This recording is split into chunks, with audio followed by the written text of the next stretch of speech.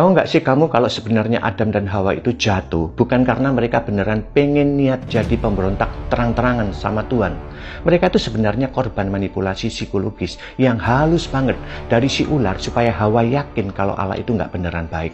Iblis nggak datang bawa pedang atau ancaman, tapi dia mulai dengan pertanyaan yang sok polos di tengah taman yang super lengkap itu. Dia nggak langsung nyuruh Hawa makan buah terlarang, tapi dia pakai trik gaslighting dengan tanya, tentulah Allah berfirman, semua pohon dalam taman ini jangan kamu makan buahnya, bukan? Kejadian 3 ayat 1. Padahal aslinya Allah itu baik banget karena cuma melarang satu pohon dari sekian banyak pilihan yang boleh dimakan sepuasnya. Kejadian 2 ayat 16-17. Taktik ini cerdik banget karena bikin fokus Hawa bergeser dari rasa syukur atas kelimpahan yang ada menjadi cuma fokus pada satu hal yang dilarang. Sampai akhirnya aturan Tuhan kerasa kayak beban yang mengekang.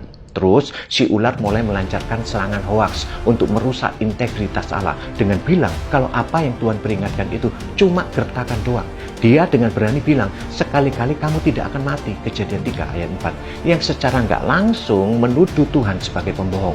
Nggak berhenti di situ, dia mulai menanamkan teori konspirasi kalau Allah itu sebenarnya pelit dan takut tersaingi. Katanya, Allah tahu kalau mereka makan buah itu, mereka bakal jadi hebat dan menjadi seperti Allah. Kejadian 3 ayat 5. Di momen inilah cara pandang Hawa terhadap Tuhan berubah total.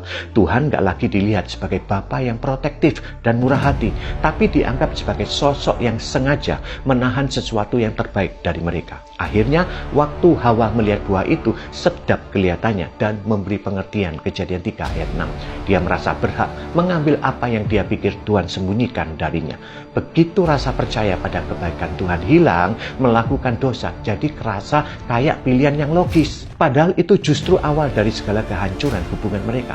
Dalam dunia nyata sekarang ini, trik yang sama masih sering banget kita temui lewat perasaan iri atau rasa nggak puas. Pernah nggak sih kamu merasa kalau hidup itu nggak adil? Atau Tuhan kayaknya lagi nahan berkat dari kamu, sementara orang lain kayaknya gampang banget dapat semua. Itu sebenarnya narasi lama si ular yang lagi berbisik supaya kita mulai meragukan kalau Tuhan itu sayang sama kita.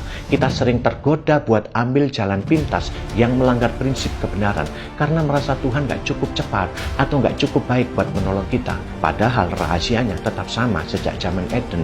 Setiap kali kita mulai merasa Tuhan itu penghalang kebahagiaan kita lagi masuk ke jebakan yang menjanjikan kebebasan, tapi ujung-ujungnya malah bikin kita stres, hampa, dan kehilangan damai sejahtera. Intinya, godaan terbesar itu bukan cuma soal melakukan hal yang salah, tapi soal berhenti percaya kalau Tuhan itu sepenuhnya baik buat hidup kita. Amin.